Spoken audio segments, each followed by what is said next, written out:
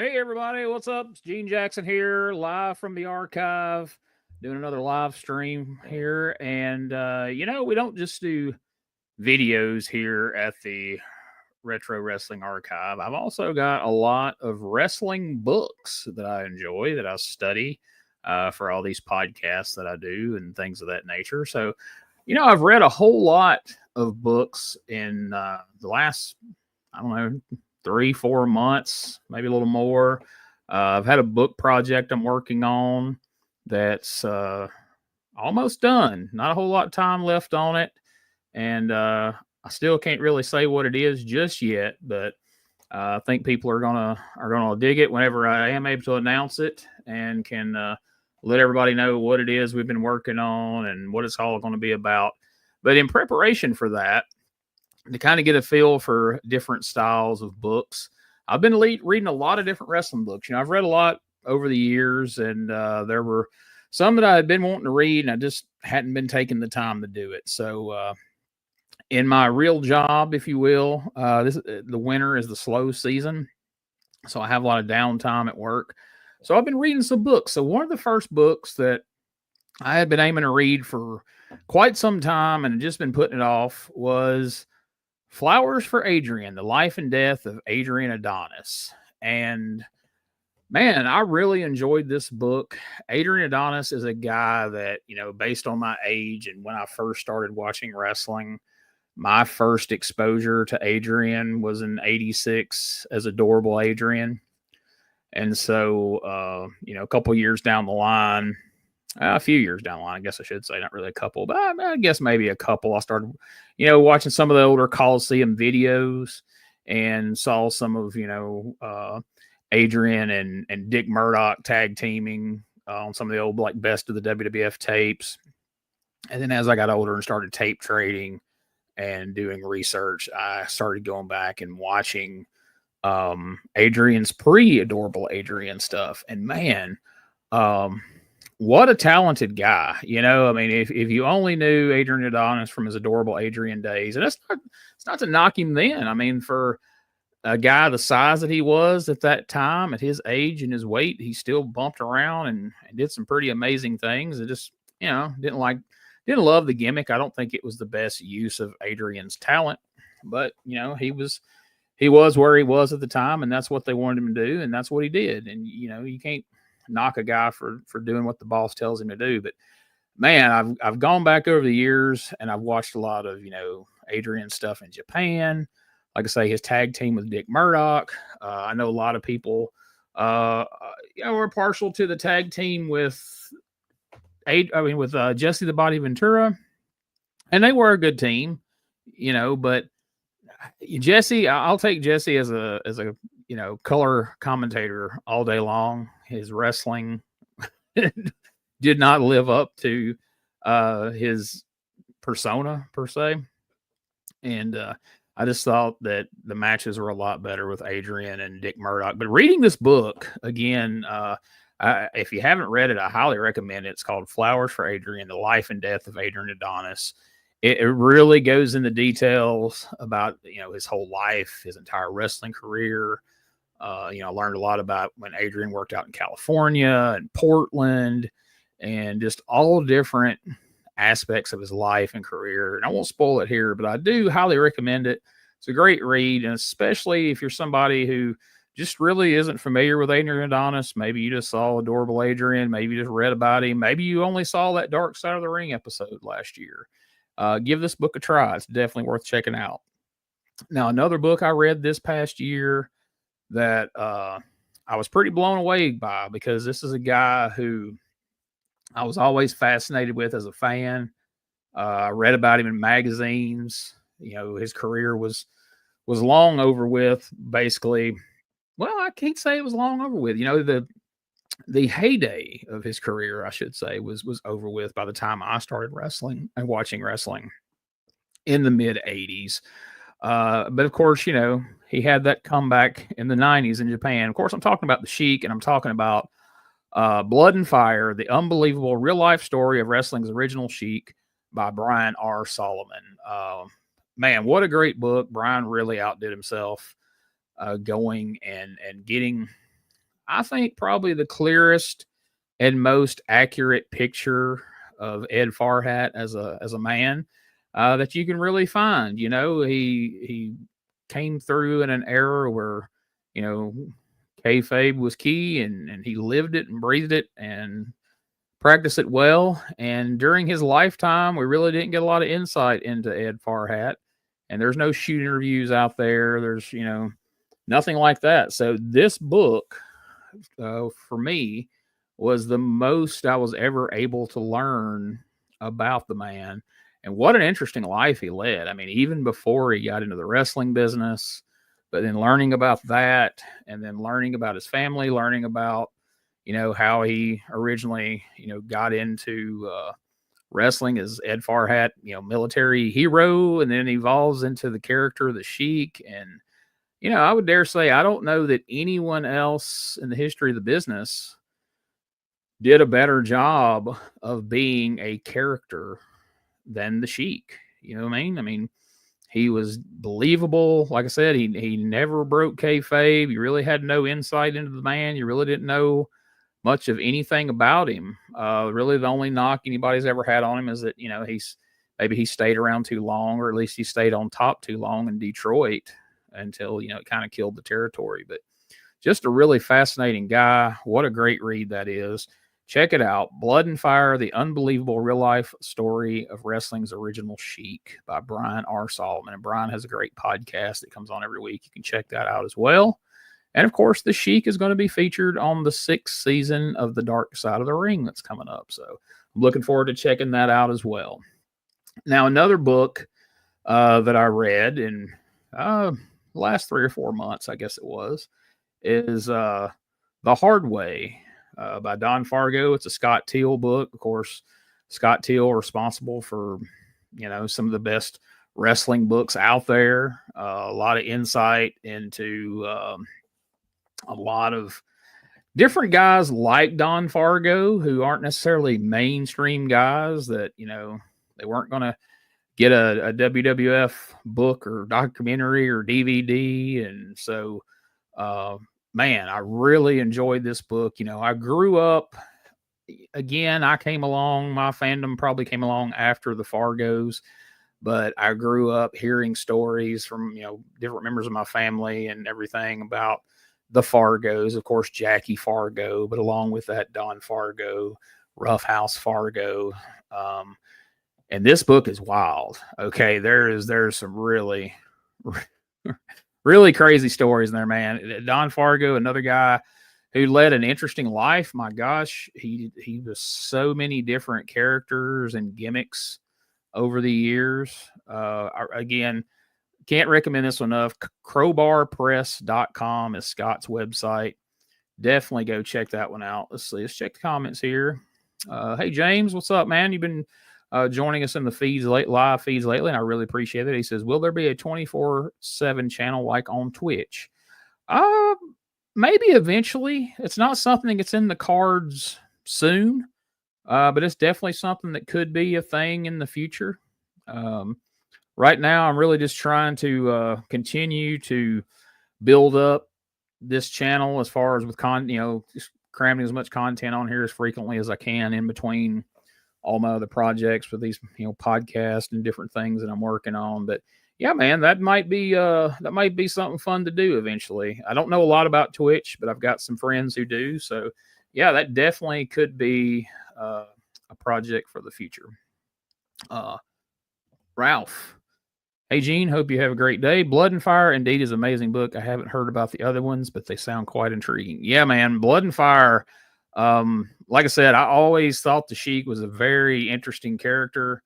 And, man, Brian really outdid himself. He did so much research. He talked to so many people who knew the Sheik, who worked with the Sheik, family members. Like, he really did his homework, and I don't think you could ask for a better book than the one that he wrote about the Sheik, Blood and Fire. And I'm really super excited about Brian's current project, his book about Gorilla Monsoon. That should be awesome. So I'm really looking forward to that. Zombie Fried. Hello from Jonesboro. Well, hello to you too, man. Appreciate you joining us. And I've got a few more books to go down the line here. Let's take a look at what else I've been reading. Now, here's one that I wanted to read for a long time. This is a guy that I got a chance to be around on quite a few shows. I got to work some shows with him. I got to do commentary one night. I got to commentate an entire deathmatch tournament with this man, Tracy Smothers. And this book, if you don't buy this book, everybody dies. He did this book along with John Cosper. Of course, John Cosper's got quite a few great books out there. He did Madman Pondo book.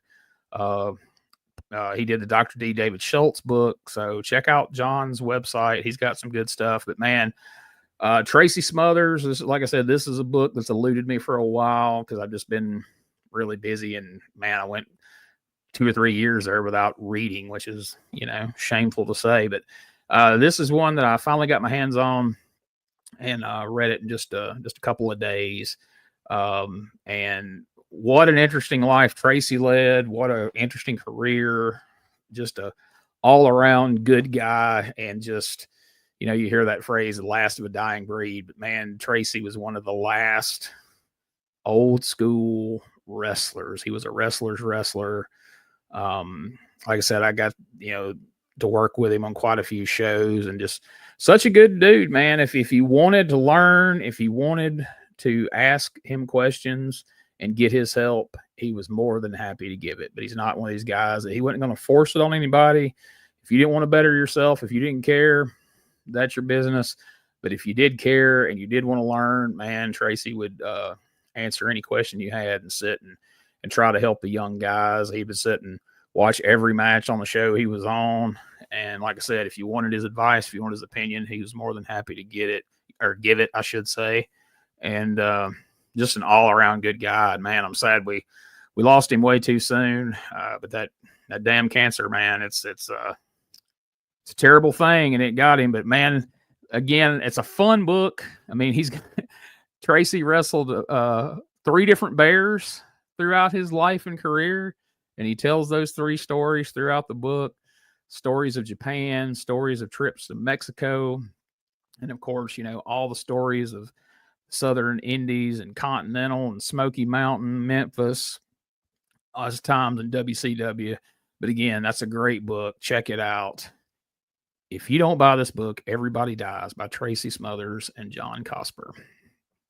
Let's see. Ralph. Wow, you called a deathmatch tournament, Tracy Smothers. Which one? It was called Deathmatch Mafia. And it was in Pigeon Forge, Tennessee, believe it or not, at an armory there. It was one of those Kevin Brannon shows. I don't know if it was labeled an IWA Deep South show or if it was one of those bastard shows where he had some other name, but it was Kevin Brannon, the guy behind IWA Deep South. It was called Deathmatch Mafia. I know it used to be available on Smart Mark Video. Is that even a thing anymore? Smart Mark Video still around? I don't know. Surely it is. But yeah, man, I got to sit there with Tracy and call and the great thing about that was I got to sit and call the matches with Tracy. But if you know anything about death matches, it takes anywhere from 10 to 20, 30 minutes to get all that stuff set up. And then you have the death match. And then afterwards, it takes anywhere from 10, 15, 20, 30 minutes to clean it all up and set up for the next one. And then, like I say, it was a whole tournament. So we would call the match. And then while that was going on, I got to sit and pick Tracy's brain all night. And man, he told me all kinds of great stories. Those death matches would prompt stories he remembered from doing those types of matches in Japan.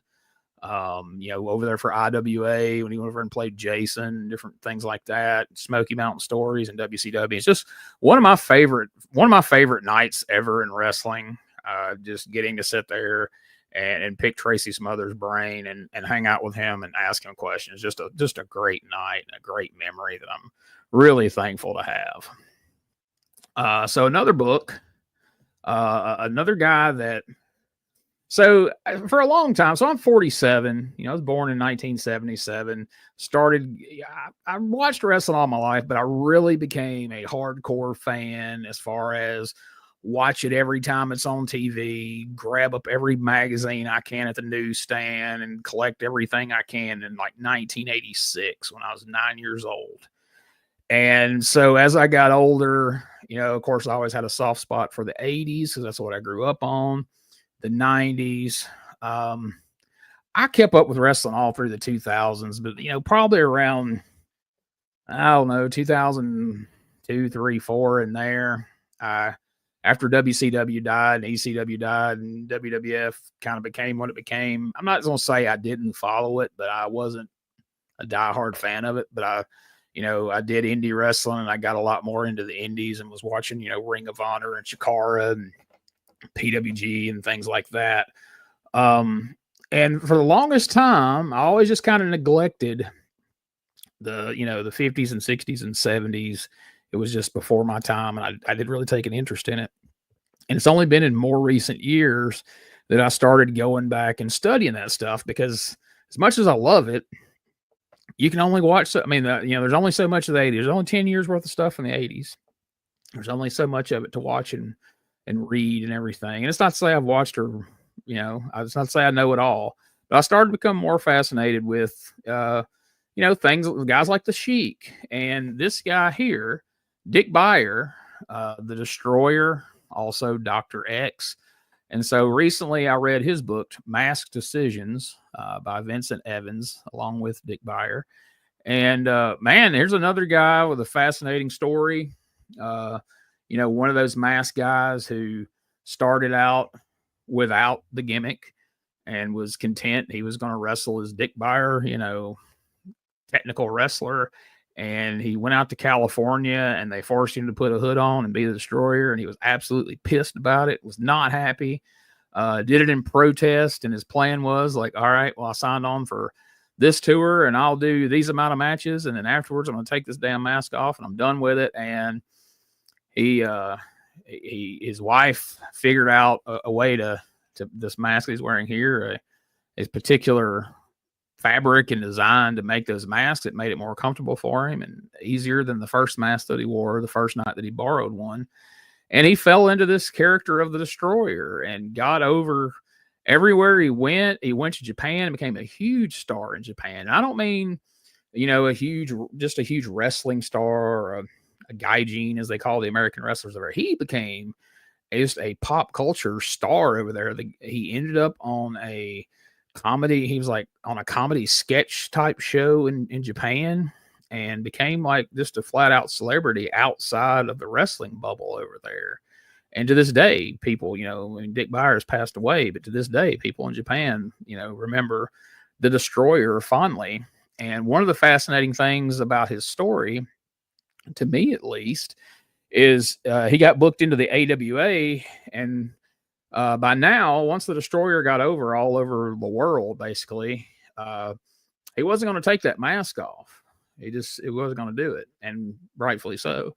And so Verne Gagne wanted to bring him into the AWA territory, but he told him, but at the end, we're going to want to take that mask off. And so they created a new character, Dr. X. And so he got, a new mask and new tights. He changed his ring style. He changed the way he walked. He changed the way he talked. And he became this whole other character. Like you can see on the cover of this book there. He became Dr. X and had a whole nother successful time in the AWA as Dr. X. He had 2 different runs there. And then he was able to, he would go to the AWA, he would do Dr. X, and then, he would go everywhere else and be the Destroyer. So he had this tremendous career. And he's got a very interesting book as well. I highly suggest that if you're not familiar with Dick Beyer, check it out. I think you'll enjoy it. Another book that I always wanted to read, but for whatever reason, I kept putting it off because I was like, well, he wasn't around to help with it. How much insight is this guy going to have? But I finally started reading it. I'm almost done with it now, but it's one that I'm currently reading. So I'll say this, so this kind of makes sense. So you'll wonder like, why the hell are you reading 3 or 4 different books, Gene? Well, I have certain books that are on my phone, on my Kindle, and then I have other books that aren't available through Kindle or PDFs. And so I have to read the actual physical books. So currently, like on my phone in my downtime at work or when I have a moment, I'm reading Crazy Like a Fox, The Definitive Chronicle of Brian Pillman. And this guy here did his homework, and he talked to, Kim Wood, who was, a prominent figure in Brian Pillman's life and a prominent figure in getting Brian Pillman into the wrestling business. And he talked to, Bruce Hart and just a lot of different people from different stages of Brian's life and career, his Aunt Linda. And man, this is another fascinating book. Brian Pillman is a guy that I was always a huge fan of. I followed pretty much his entire career and was in college during the loose cannon period. And just really, really, really was drawn into that whole storyline. Like I said, I'm in college and the internet's just becoming a thing, like in 95, 96.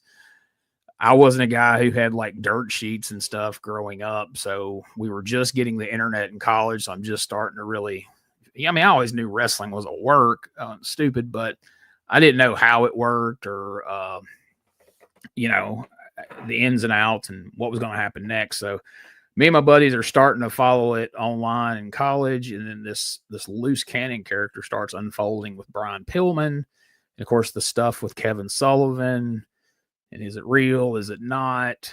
And they played it so well that all of us guys that are just starting to really get smart to all this were like, oh, that wasn't supposed to happen. Oh, man, we're seeing shit we shouldn't be seeing, which made it all the more exciting, right? So just what a fun time. Like I remember being, over at a bunch of friends' house watching Super Brawl, the I Respect You Booker Man match up with Pillman and Sullivan, and just everything he was doing at that time. When he went over to ECW, and then ended up leaving and going to the WWF, and of course, unfortunately, he had that that car accident that threw everything off kilter, but just really big Brian Pillman fan.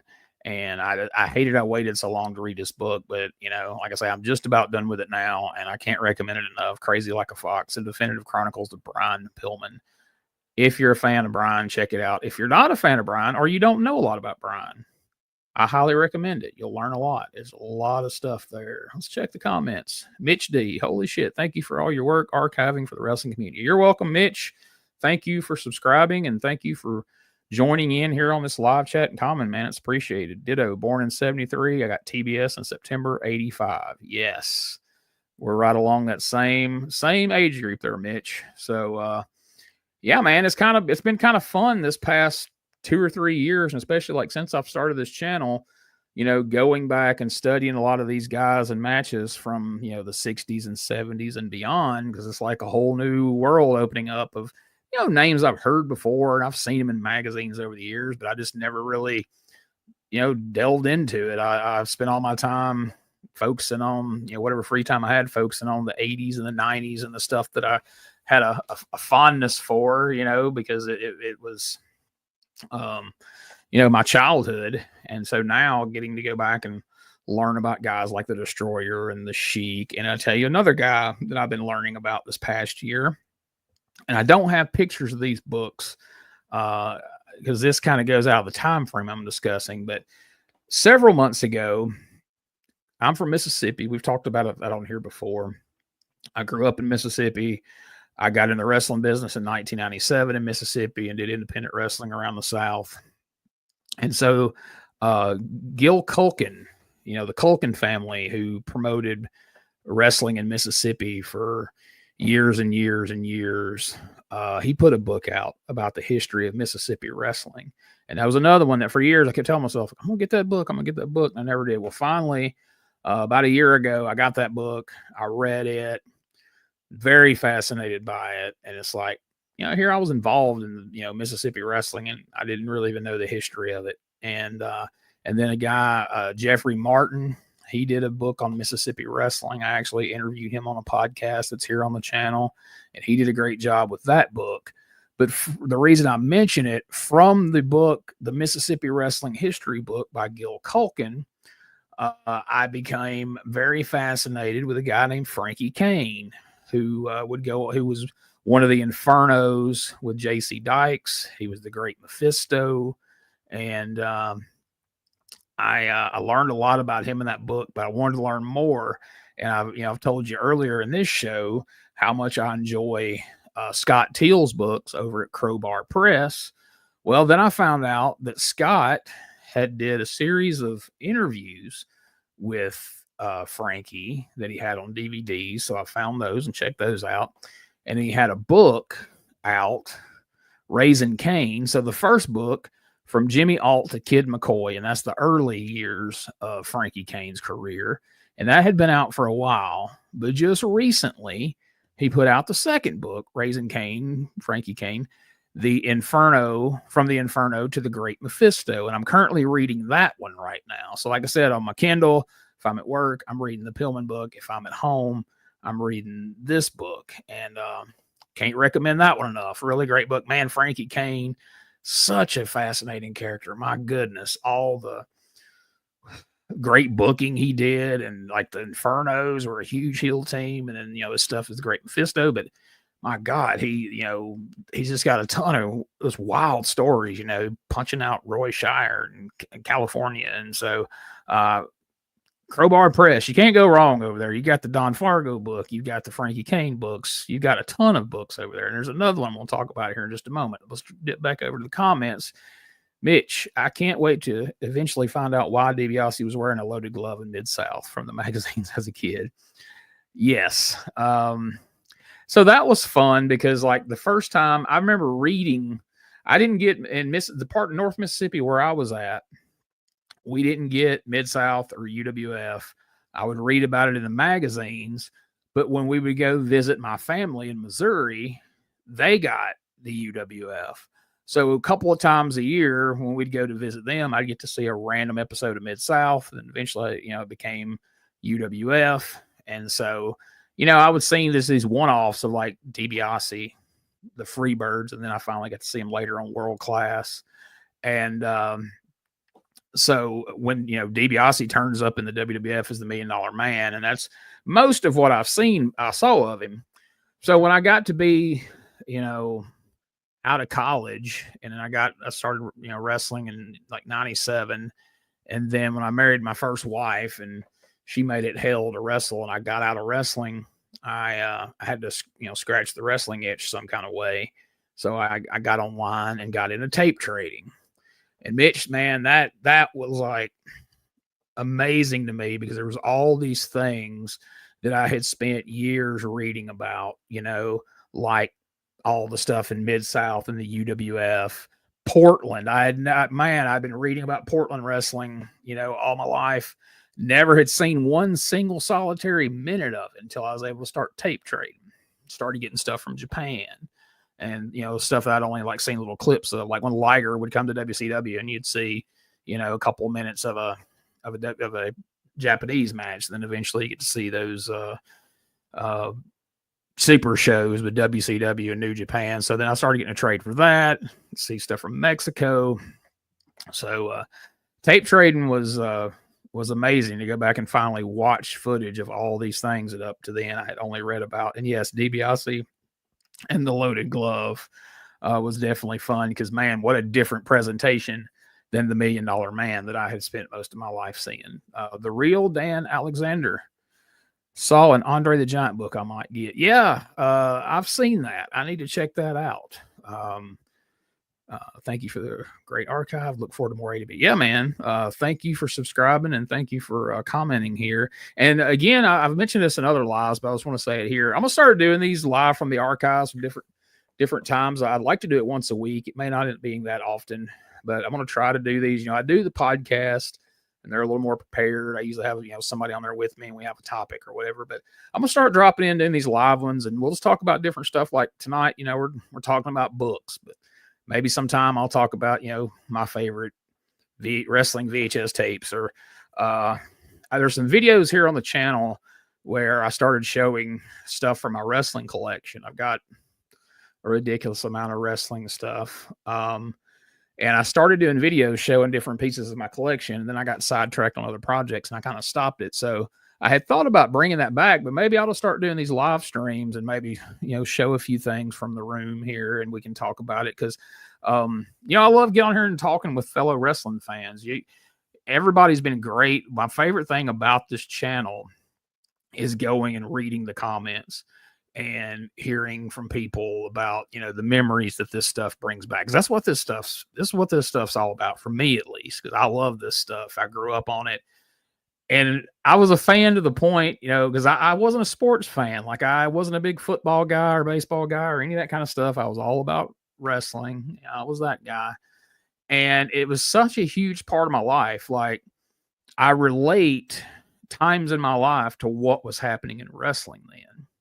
So much so that like when I go back and watch this stuff, it's nostalgic because I remember exactly what was happening in my life, back then. But at the same time, if I'm with friends or family and they mention like something that happened when I was a certain age, and I'll be like, oh yeah, well, that was the year that, Sting won the world title at the Great American Bash, or that was the year they attacked Dusty in the parking lot and stuff like that, which, to fellow wrestling fans like you guys, I'm sure you get that. I'm sure you do that and you probably don't judge me, but you know how it is in everyday life.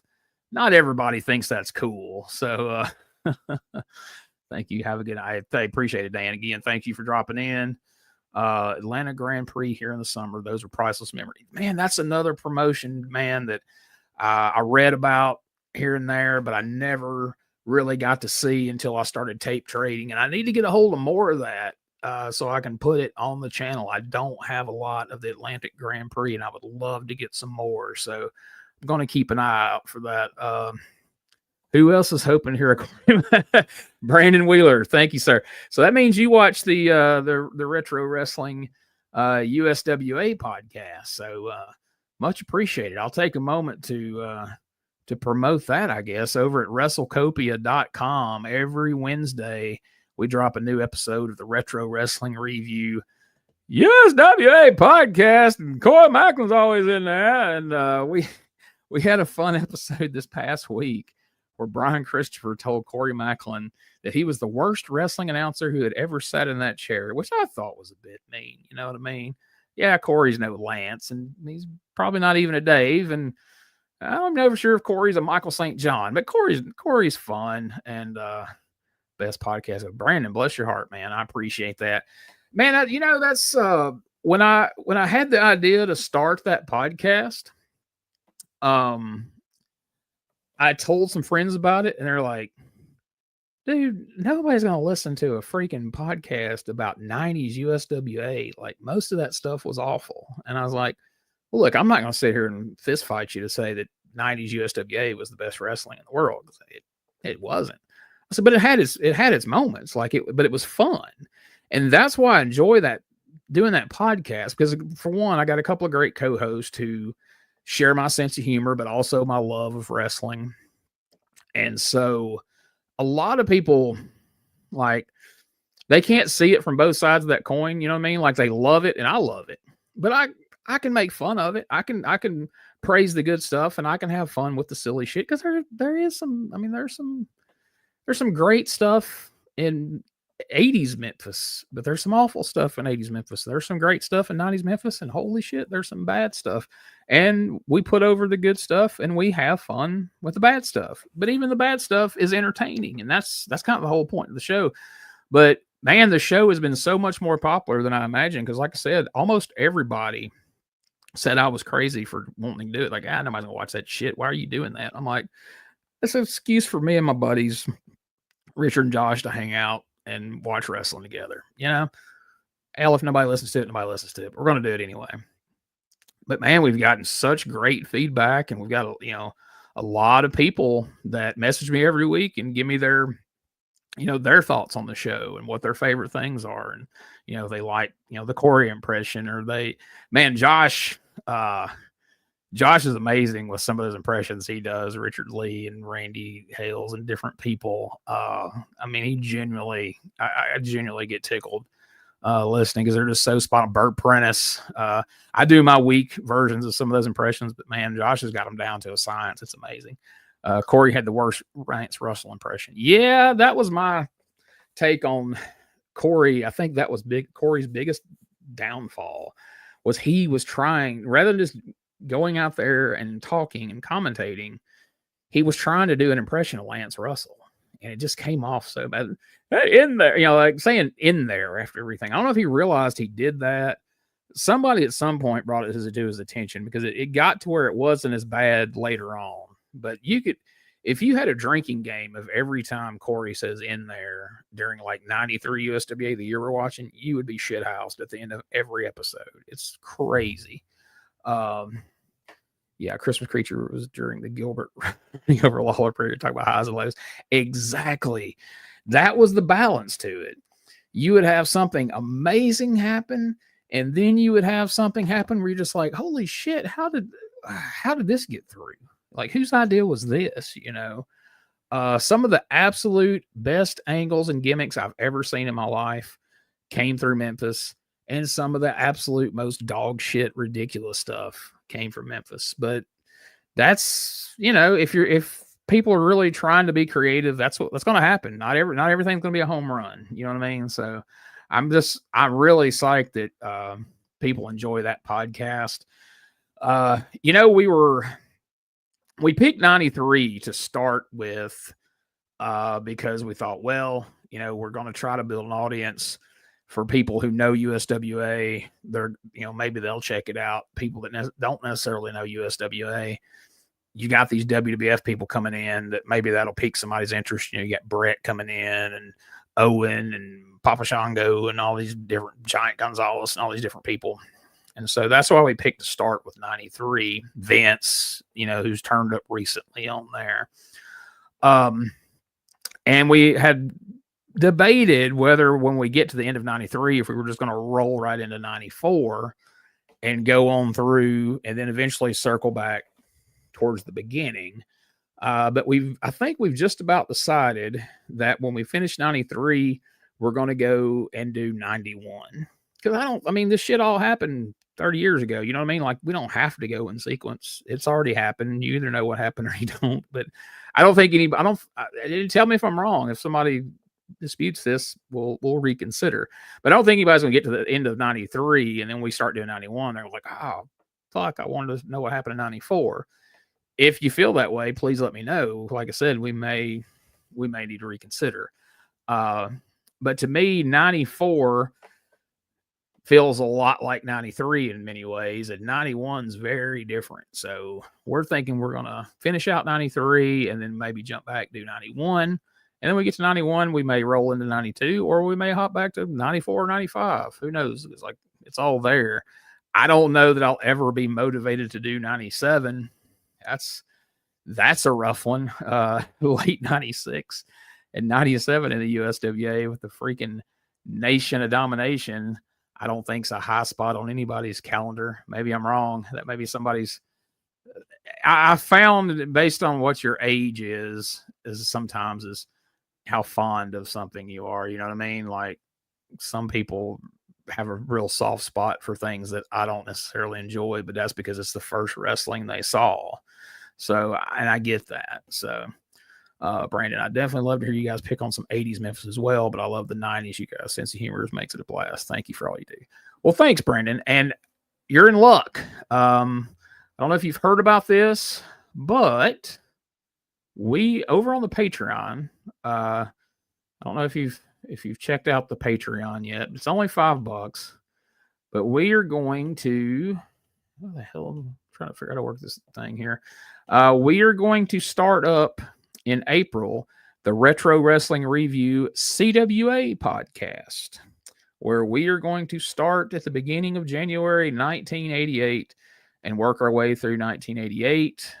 Richard and Josh can't do 2 podcasts because they've got P3 Radio. They've got other stuff going on, but I've just about locked in my 2 co-hosts for that. They're going to join me. It's not going to be weekly because I've got this USWA podcast. I've got the Doug and Tommy show, which, is moving, but it is moving. It's continuing. I guess I can say here for the first time, we haven't announced this publicly, but I got the news this morning that we are going to be able to keep the name Dangerous Conversations. Initially, where we're moving to, wanted to change the name, but they told us this morning that they were okay with us keeping it Dangerous Conversations. So we're going to have an announcement very soon. I can't say just yet about where we're going, what we're doing, and Dangerous Conversations will live on. It will continue, just in a new forum, but you'll be able to hear it everywhere. Everybody can have access to it and know it's not gonna cost money. So but yeah, man, check out that 80s, the 1988 Retro Wrestling Review CWA podcast. If you enjoy the USWA one, you're going to enjoy that one too. Mitch, please go back to 78. There's not enough as far as like for the clips and to watch the shows. There's not enough good footage to really do like a whole year of 78, but I do want here on this channel, how I do this retro wrestling show with random different co-hosts. I do want to do some episodes from 78. I'm going to do like 78. 1990 is another year that's hard to do because the availability of episodes is all over the place. Like, you can't find a whole year of Memphis 1990. You get a lot of episodes of the Texas stuff, which Texas USWA is fine for what it is, but it's not the same, quite frankly. But 1990. Now there's a guy here on YouTube. I can't think of his name at the moment. It escapes me, but he's got a channel where he went and took and kind of Frankenstein together as best he could as much of 1990 USWA as he could find. He took it from different sources and then spliced them into whole episodes as best he could. Bless his heart for that. That was a hell of a task to take on, but he did a good job with it. But they're not, he got a bunch of it. There's a lot more there than there used to be, but it still would be hard to do just like Retro Wrestling Review 1990 USWA. So since we can't do that, that'll be another one kind of like 78, where we'll do me and different co-hosts will do some random reviews of USWA from 1990. We'll do CWA from 78, 79. You can also check out regional wrestling over at WrestleCopia.com. Me and Ray Russell are currently doing Memphis 1985, which is where this all jumps off. Let me give credit where credit's due. Well, it's a combination of things. Okay. So me and Brian Trammell, who you've seen quite a bit on, he's the pinch hitter for Richard when Richard's out, or Josh, if either one of them's out. Me and Brian Trammell did a show called Was It Really That Good on his podcast network, where we would go back and watch old shows and then we would review them. And at the end, we'd say, was it really that good? And we'd either thumbs up or thumbs down. And that was a fun show. And we would just do them sporadically. And it was just random shows. One month he might say, hey, let's do a WWF Championship Wrestling from 1979. And the next month we might do an indie show from 1991. It was all over the place. And that just kind of faded away. We just stopped doing those for whatever reason. And then I've discovered WrestleCopia, and I enjoyed Ray Russell's podcast a lot. And he kind of put out a casting call, if you will, looking for a partner for regional wrestling to review Memphis 1985. And Jamie Ward suggested me, and I reached out, and me and Ray hit it off, and now we do Memphis 1985. So it's very similar. It's not a video podcast, but Ray does play like some audio clips of promos and things in there. The only thing different about it than what me, Josh, and Richard do, there's not the whole. So I took that from the thing with me and Brian. We're like, was it really that good? Because I feel like these review shows, it adds something to them that in the end, we tell what we like, we tell what we don't like. And for these Memphis shows, I just figured it lended itself to this. These Memphis shows only exist to be a promo for the Monday night card. So at the end, let's say if it did its job, did it make us want to go to the card or did it not? So I feel like that's a good hook for those shows. It gives you a point to listening to all this shit at the end, and see how we felt about it. So we don't do that on the regional wrestling. But it's a lot of fun. But now Ray has a whole plethora of regional wrestling shows. So ours is in it cycles. So he's also got, he had UWF 86. They finished it. They had Georgia 82, I think is where they left off. 81, maybe 81, I think.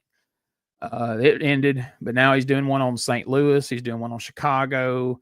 He's doing one on California. So we only do these about once every 3 weeks or once a month. So in a year's time in 1985, we're only up to like May. So it's going to take a long time for that one to play out. So in the meantime, like I say, we're going to do 88 over on Patreon, and those will probably, they'll probably live on Patreon for 2 or 3 months and then eventually find their way to this channel. But I'm just trying to find a way to get patrons for the Patreon. I hate to ask anybody to spend money, but to continue to get footage to add to this channel, it costs money. And to do like StreamYard and these podcasts and all this shit costs money. So the Patreon helps fund a little bit of that. I mean, it doesn't come near funding it, but it helps. So that's what the point in all that is. The Patreon doesn't make me any money. It just helps pay for the wrestling archive and pay to put more footage out there. So everybody that's joined, I appreciate you. And if you ever get a wild hair, check it out. And hey, speaking of Memphis, since we are, and I'm about to get to the other comments here in just a moment, guys, I promise. But speaking of Memphis, speaking of Patreon, coming soon to Patreon, I have come into possession of a bunch of episodes of Memphis Championship Wrestling from 2000 and 2001. I'm about to start loading those up for Patreon. I've got a bunch of Power Pro I've started putting up there, and I got some more that just come in from 2000 and 2001 that I didn't have. So be on the lookout for that very soon. And some other podcast projects coming up here, just episodes of Retro Wrestling with Gene Jackson, where me and a random guest host will review something. We're going to review, I remember seeing this years ago, and then I forgot about it till just recently. But we're going to review Learning the Ropes, that god-awful sitcom with Lyle Alzado that had like WCW or NWA wrestlers in it. We're going to review some Ozark Mountain Wrestling. Of course, I promised you we're going to review some Mid-South 1985. And we're going to do some more WOW from Alabama and Florida. So we got that to look forward to. And to finish out the book thing real quick, before I forget, I told you about the Frankie Kane books. I'm excited about those. But in the queue right now, I just got from Crowbar Press, I'm looking forward to reading, is Master of the Ring, the biography of Nature Boy Buddy Rogers. Again, I told you I'm going back looking at guys from the 50s and 60s. And Buddy Rogers is another fascinating character that I'm excited about reading about. And another book I've gotten that I haven't had a chance to read, Gorgeous George, the outrageous bad boy wrestler who created American pop culture. So I look forward to reading that as well. And eventually we'll talk about that here on the channel. But let's go back to the comments real quick. Ralph, have you read Gary Hart's book yet? Apart from the fact that he writes rather disparagingly of Jerry Jarrett, I think you'd like it. A bright man, a well-written book. That's one that I have on my hard drive that I haven't gotten around to reading yet, but I really need to, because for years and years and years, I tried to get a hold of it. And of course, you had to pay out the nose for it. My God, it was, $500 for a copy or whatever. And here just recently, I swapped some books with somebody. I had some on my hard drive that they didn't have, and they had some on their hard drive that I didn't have, and that Gary Hart book was amongst them. So Gary Hart book is definitely in the queues, Ralph, so I appreciate the suggestion. I'm definitely going to be checking that out.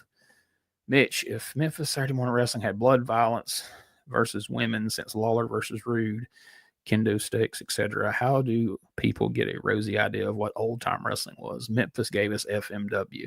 Yeah, a lot of people lose sight of that. A lot of people act like hardcore wrestling was born out of ECW. It's like, no, ECW was born out of Memphis, because ECW was born out of Joel Goodhart's Tri-States, and from Joel Goodhart's own mouth he did a show with me and Doug and Tommy recently, because they're going to be doing that show up in Philadelphia. I plan to be there.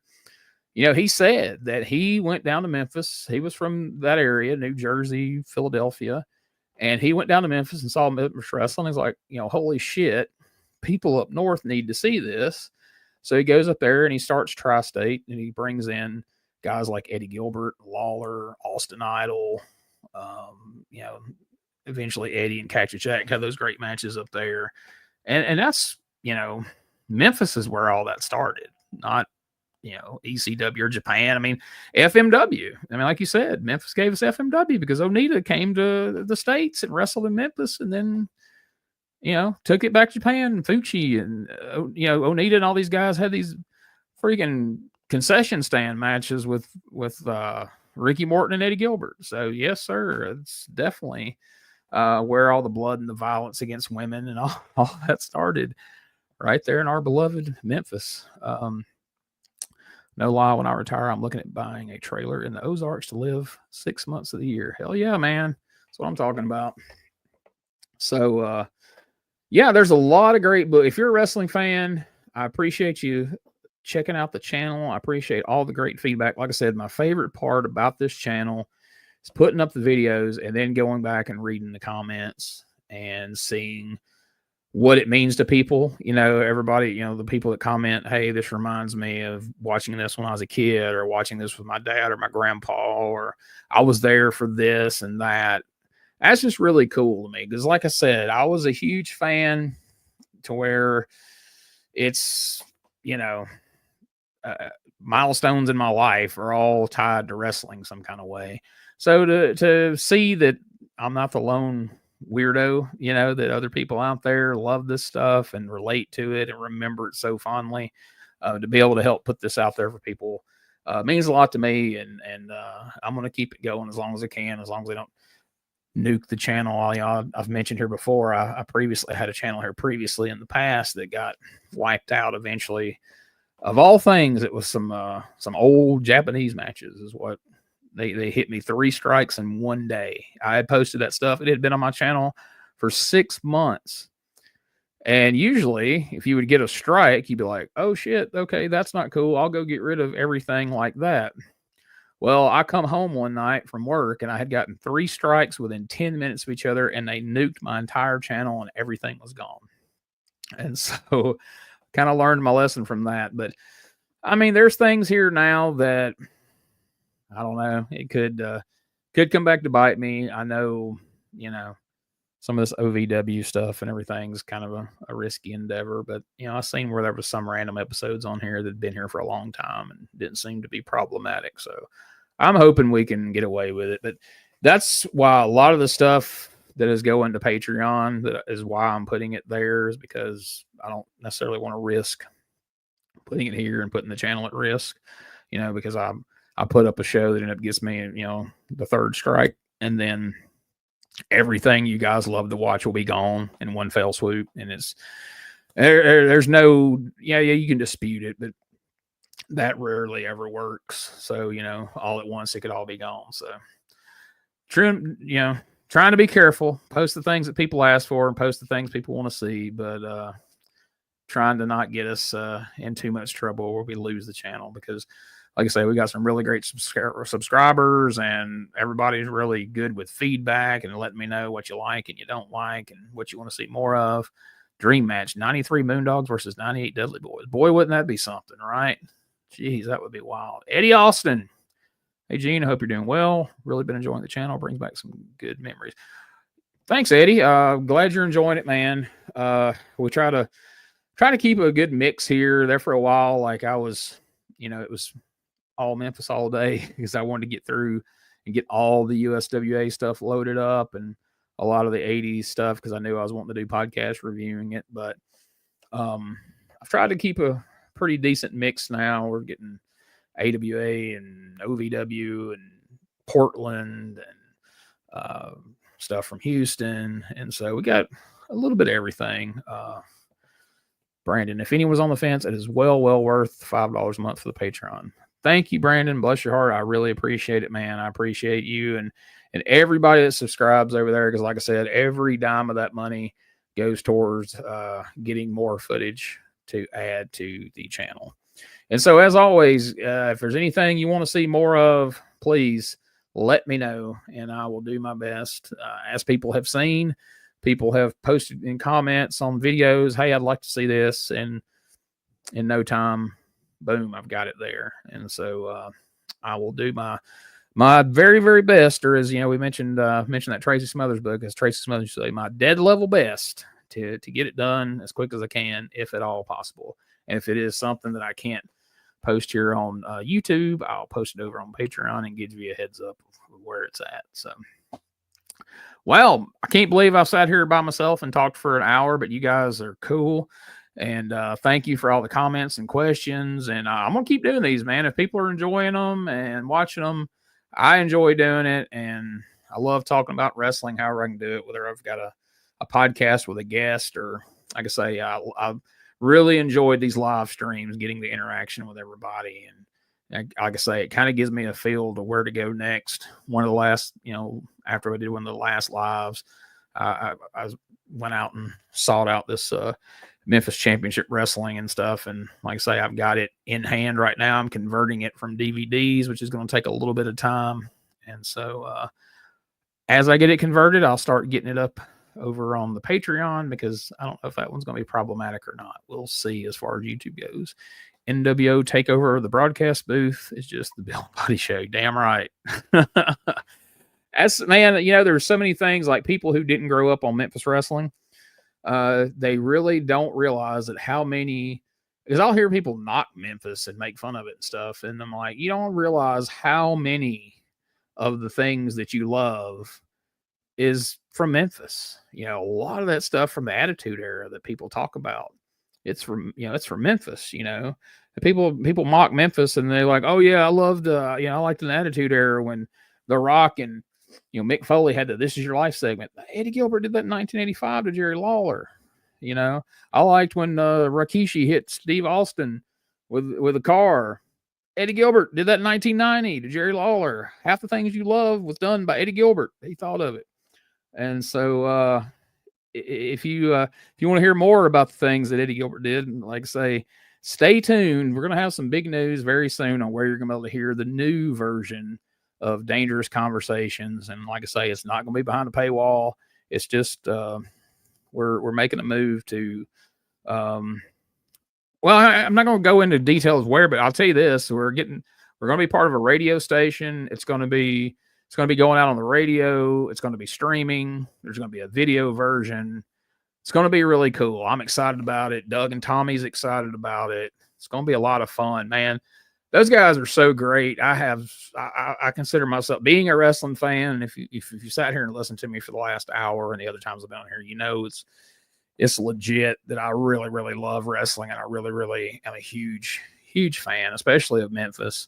It's super cool to me to get to know those guys. And, for the past several months, I've gotten to know Doug and Tommy really well. I've gotten to spend a lot of hours talking to those guys and asking them questions and listening to the stories. And man, they really, really enjoy doing these shows and having all these memories come back. There's things that I'll first mention it, say, hey, what are we talking about tonight? I'm like, we'll talk about this, this, and this. And at first, Tommy would be like, I don't think I wrestled there, or I don't think I was on that show. And I'm like, oh yeah, you were. And I'll, throw him a couple more details and who he wrestled and the date, where it was. And then it's coming back, and he's having a great time with that. And Doug's having a great time with that. We get to share stories about Eddie and Tommy Gilbert.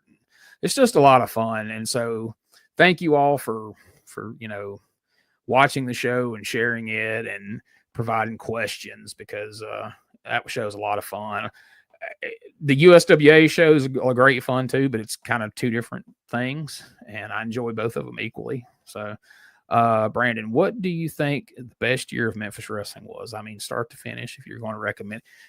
Man, that is tough, dude. Like, I used to have some standard answers to that question, but over the years, it's kind of changed, because when you throw in that start to finish part of it, because like we were talking about earlier, there's years that have some really great stuff. They have some really high highs, but man, there's some pretty rough lows in there too. Like, I just remembered from 85, for instance, like I told you, me and Ray Russell are covering that on that regional wrestling.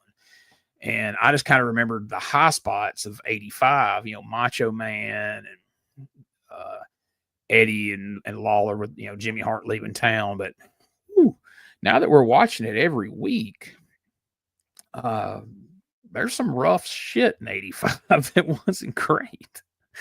There was some good stuff in 84, but there were some low points in 84. Same can be said about 86.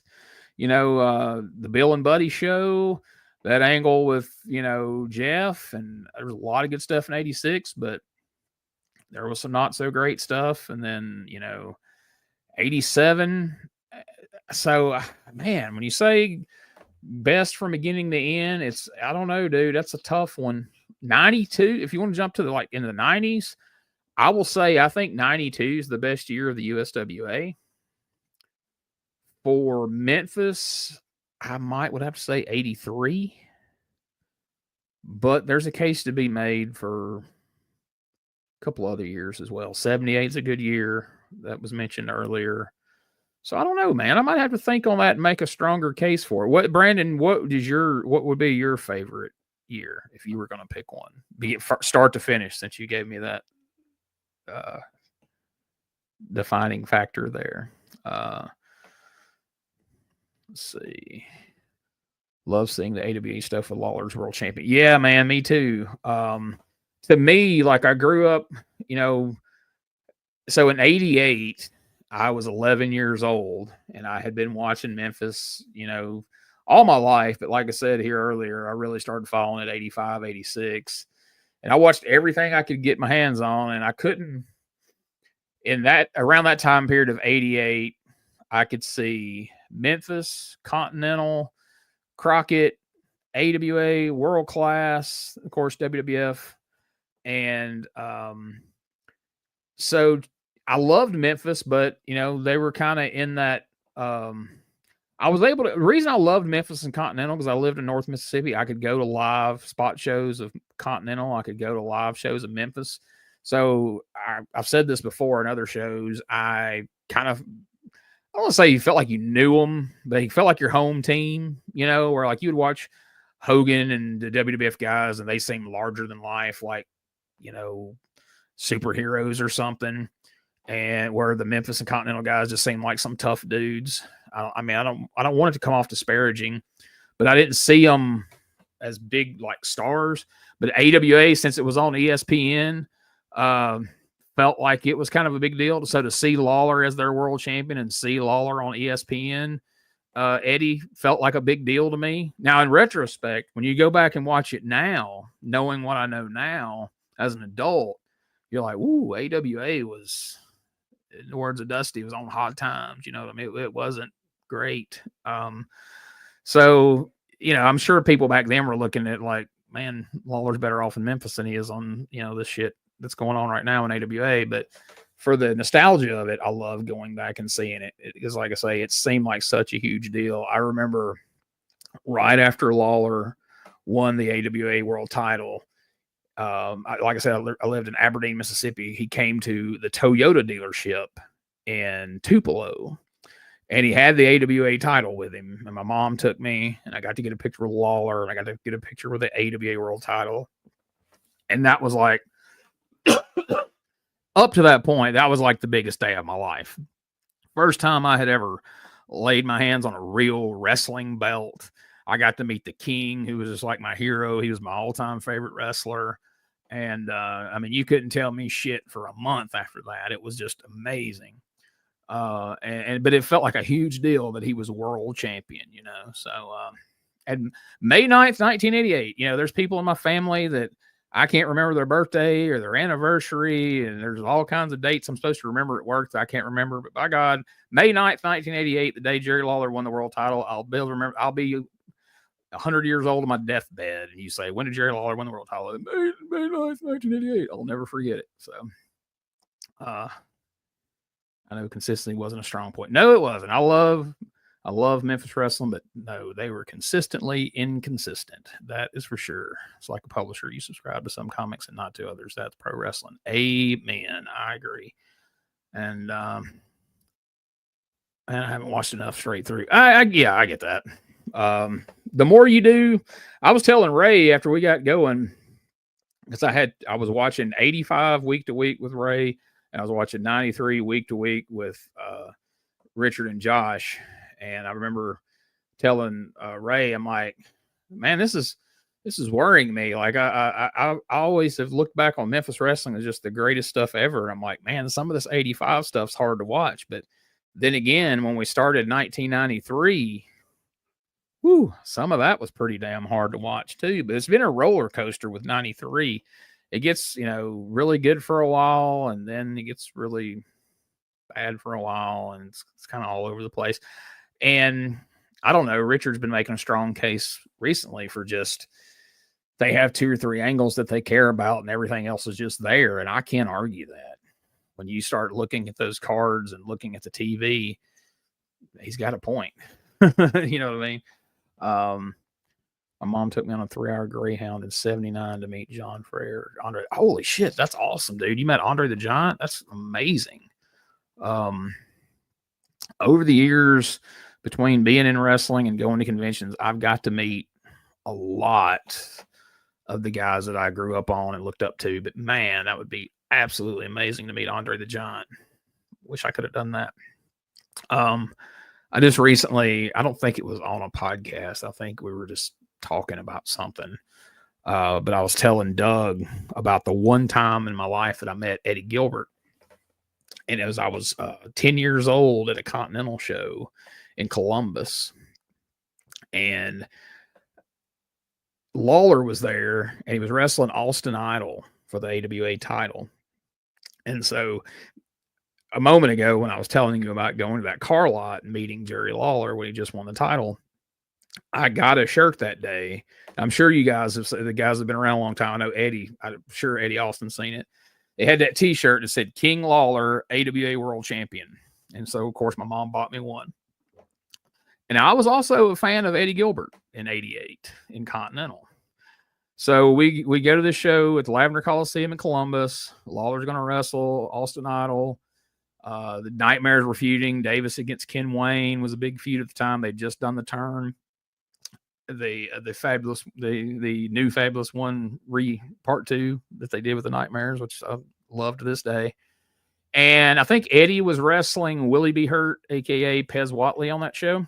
But again, Eddie was booking. I didn't know this. I was 10 years old. And so I was, I don't remember what match was in the ring, but I decided to go down and get a Coke, and I had the program in my hand. And as I go down the bleachers, I looked, and in Columbus, you could stand under the bleachers and look through them and see the matches. And like I said, I didn't know it at the time, but knowing what I know now, Eddie, who was booking, was standing under the bleachers watching the matches. And I look over there because you had to go towards the one end of the bleachers to go to the bathroom. I look, and there's Eddie Gilbert. And I'm like, oh, shit. I'm 10 years old, 88. I didn't say, oh, shit. I'm like, hey, there's Eddie Gilbert. And I got the program in my hand. And so I go down to Eddie Gilbert, and he's trying to be as inconspicuous as possible. So I don't make a scene. I go down there, and I'm like, hey, Eddie, will you sign my program? And he turns and looks, and he sees my shirt. And he's like, kid, you expect me to sign your program? Why are you wearing a Jerry Lawler t-shirt? And without missing a beat, I said, because they didn't have any Eddie Gilbert t-shirts.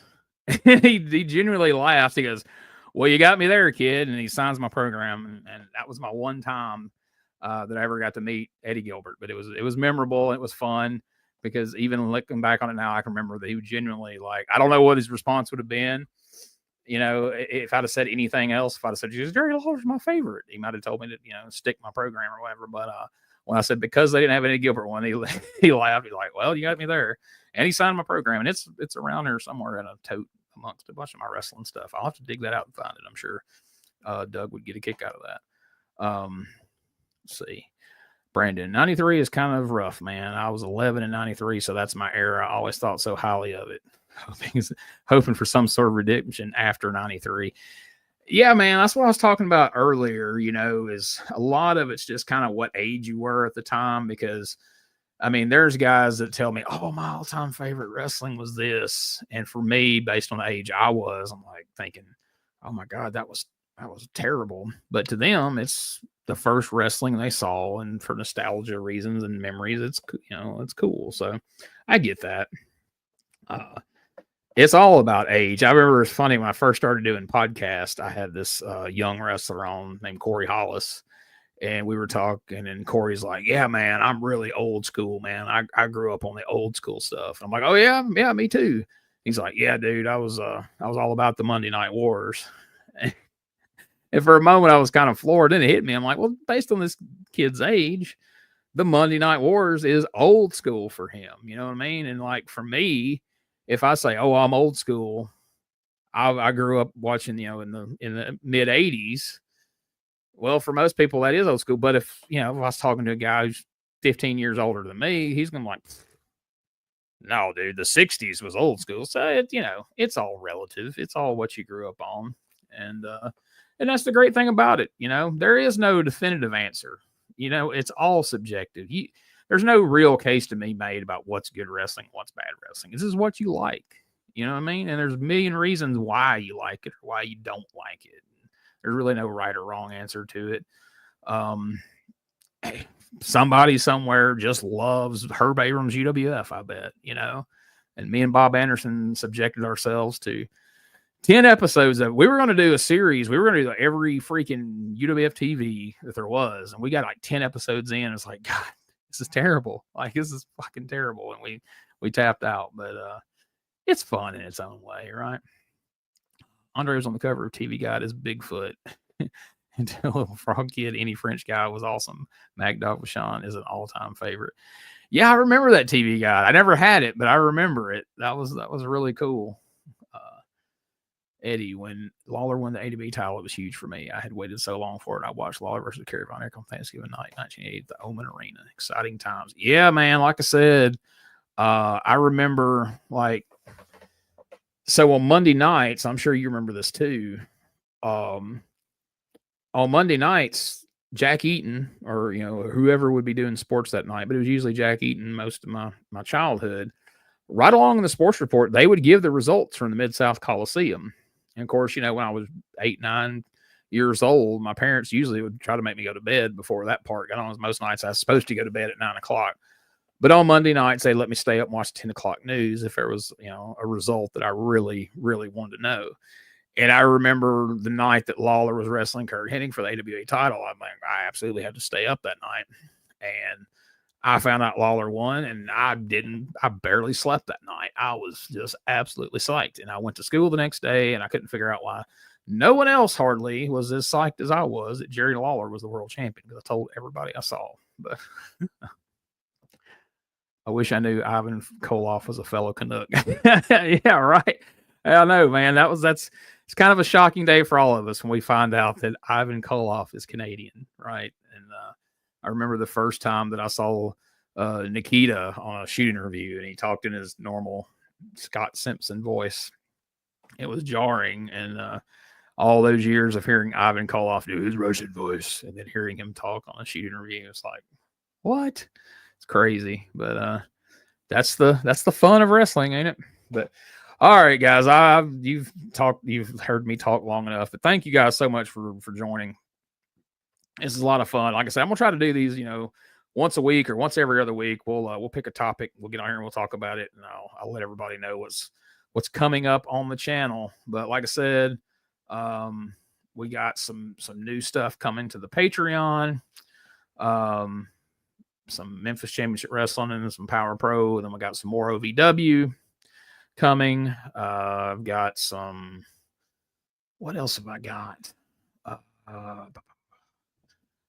I've got an order in with somebody. So once I confirm with him what all he's gonna, I know what I've asked for, but to see if he actually comes through with it before I announce it, because I've gotten burned in the past saying that I was getting something, and then the guy ended up telling me that the disc wouldn't burn or something, and then I look like a dipshit until I was able to find another source for it. So we'll leave it at that for right now. But thank you guys once again, and thank you so much for supporting the channel and helping get the word out. We're up over 6,000 subscribers, and that's just awesome.